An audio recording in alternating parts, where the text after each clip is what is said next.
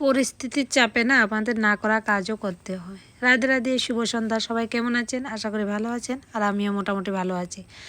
তো আপনাদের সঙ্গে অনেক দিন পরে একটা ছোট্ট একটা ব্লগ নিয়ে আসলাম। তো আজকে এখন সন্ধ্যাবেলায় তো আমার ছেলে অনেক দিন ধরে বায়না করছে যে মা মোমো খাবো, মোমো খাবো। তা আমি লামডিংয়ে থাকতে আমাদের সব কিছুই সামনে ছিল।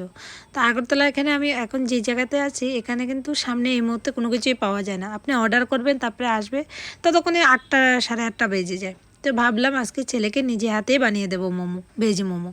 তো এখানে তো দেখতেই পেয়েছেন আপনারা, বাঁধাকপি, ক্যাপসিকাম, গাজর, আদা, পেঁয়াজ, রসুন সব কিছু আমি একসাথে মিক্সড করে নিয়েছি। প্রথমে কেটে আলাদা করে রেখেছিলাম, তারপরে মিক্সড করে নিয়েছি। তার এখানে এই যে ময়দার যে ডোটা বানিয়েছিলাম, ওই ডোটা আমি বানিয়ে কিছু সময় রেখে দিয়েছিলাম, তারপরে এখন বানাবো।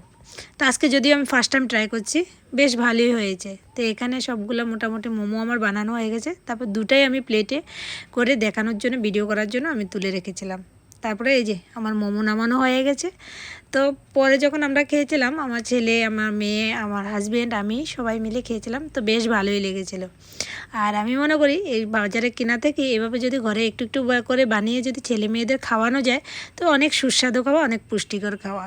বাজারগুলো তো কখন বানায় তাও জানি না, আর আস্তে আস্তে সে অনেক সময় হয়। তো চলো টাটা, সবাই ভালো থাকবে, সুস্থ থাকবে।